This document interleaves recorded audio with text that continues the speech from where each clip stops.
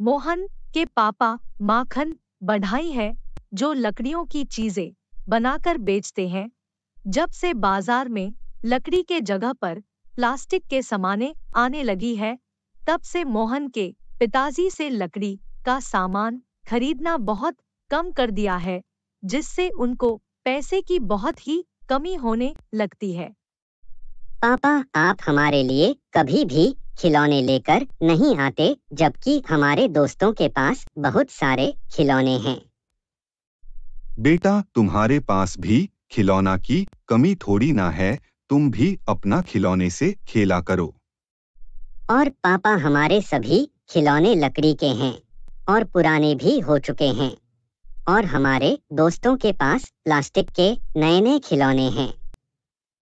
बेटा, तुम घर के परिस्थितियों को जानते हो, तुम्हारे पास लकड़ी के खिलौने हैं, उसी से तुम खेलो।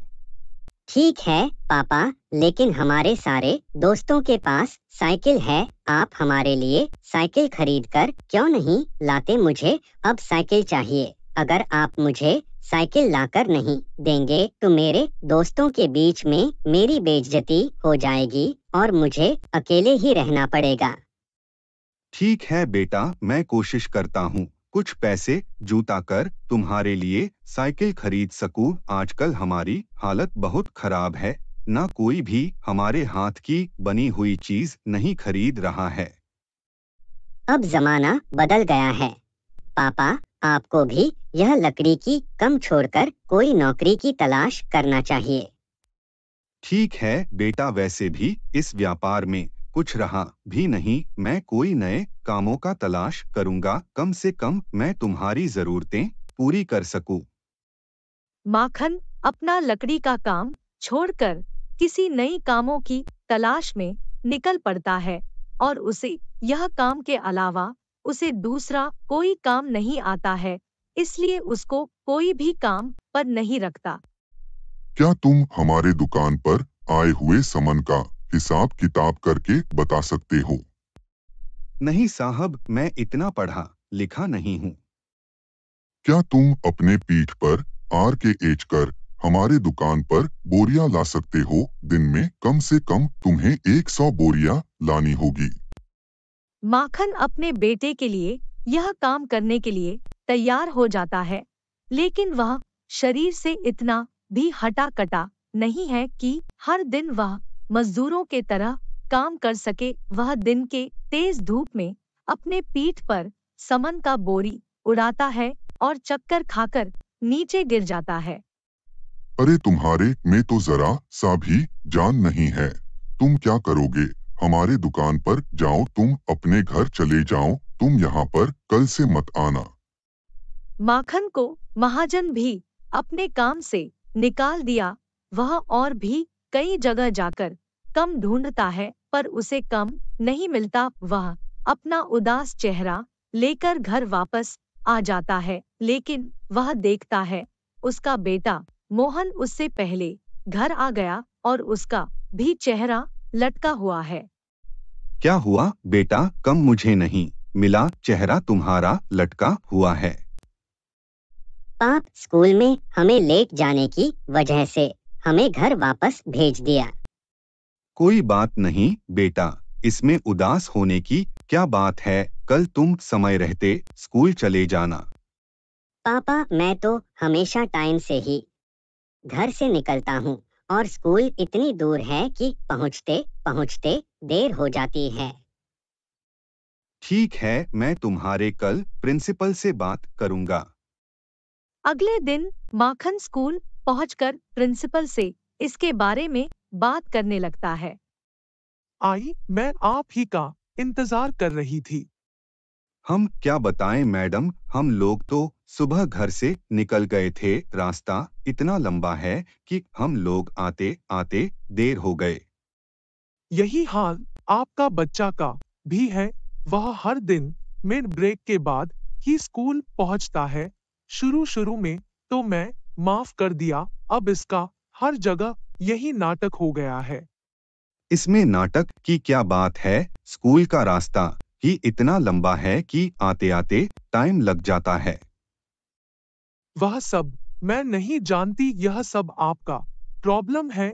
अगर रास्ता बहुत लंबा है तो बच्चे के लिए साइकिल खरीद दीजिए, पर अपने बच्चों को कल से लेट स्कूल मत भेजिएगा। उसे देखकर स्कूल के बहुत सारे बच्चे लेते आना शुरू कर रहे हैं।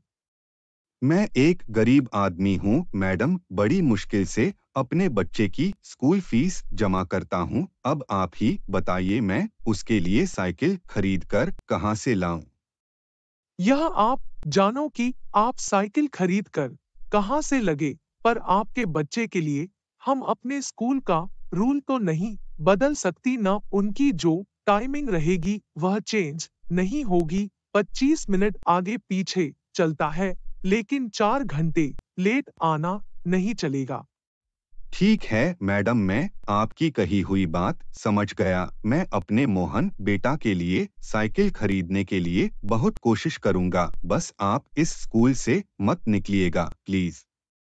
मैं भी नहीं जानती किसी बच्चे का फ्यूचर खराब हो। मेरे लिए तो सभी बच्चे एक जैसे हैं।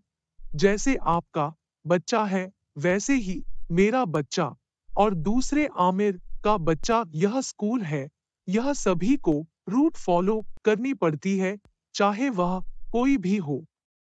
मैं अपने मोहन को तभी स्कूल भेजूंगा जब उसके पास खुद की एक साइकिल होगी।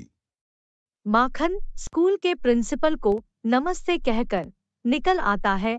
उसने तो मैडम से साइकिल खरीदने का प्रॉमिस कर दिया और उसे खुद ही समझ नहीं आ रहा था वह साइकिल खरीदने के लिए इतने पैसे कहाँ से लेकर आएगा। मैं तो मैडम से साइकिल खरीदने का वादा कर आया, पर मैं साइकिल लाऊंगा कहाँ से? कहीं हमारे मोहन को स्कूल से निकाल न दे। भगवान आप ही हमारी मदद कीजिए।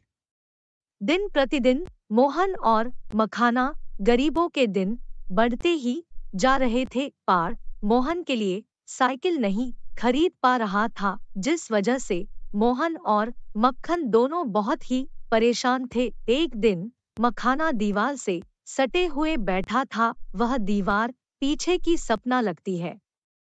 अरे यह दीवार पीछे क्यों घिसक रही है? लगता है इस दीवार के पीछे कुछ है।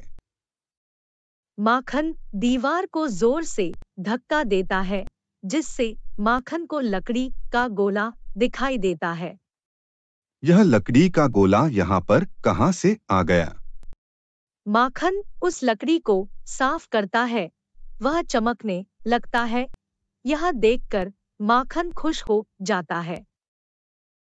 लगता है यह कोई जादुई लकड़ी है। यह लकड़ी जरूर हमारी मदद करेगी। मुझे इससे मोहन के लिए साइकिल बनाना चाहिए। माखन उसे लकड़ी से एक छोटी सी साइकिल बनाता है। अरे वाह, इस लकड़ी पर दो बहुत अच्छी कारीगरी हो रही है।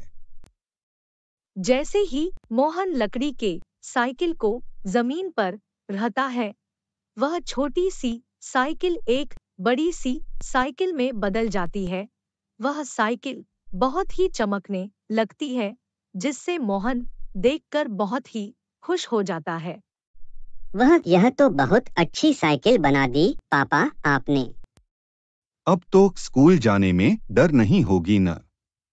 नहीं पापा, मैं तो हमेशा अब टाइम से स्कूल जाया करूँगा। मोहन अपने पापा के बनाई गई साइकिल पर वह स्कूल जाने लगता है। इस साइकिल में मोहन को ज्यादा पेडल करने की जरूरत भी नहीं पड़ती है। वह एक बार ही पेडल मारता है, बहुत दूर तक तेज भागने लगती है। अरे वाह मोहन, तुम तो आज टाइम से पहले स्कूल आ गए। हाँ, यह तो मेरे पिताजी के बनाए गए साइकिल का कमाल है, जिसने मुझे इतना जल्दी स्कूल पहुंचा दिया। वाह, सचमुच में तुम्हारे पापा ने तो बहुत शानदार साइकिल बनाई है। अब तुम हमेशा टाइम पर आना और मन लगाकर पढ़ाई करना। ठीक है मैडम। अब मोहन हर दिन टाइम पर स्कूल जाता है। उसकी जादुई साइकिल बहुत कम समय में स्कूल से घर, घर से स्कूल पहुंचा देती है। मैंने तो अपने बेटे के लिए साइकिल बना दी, लेकिन अभी भी बहुत सारे ऐसे बच्चे हैं जिन लोगों के पास साइकिल नहीं है और ना ही खरीदने के लिए पैसे और ना ही कोई अन्य साधन। माखन उसे जादुई लकड़ी से और भी कई सारे साइकिल बनाता है, जो कि जादू से बड़ी साइकिल बन जाती है। अब मक्खन बाजार में बहुत कम पैसों में वह गरीब बच्चों को साइकिल बेचा करता है।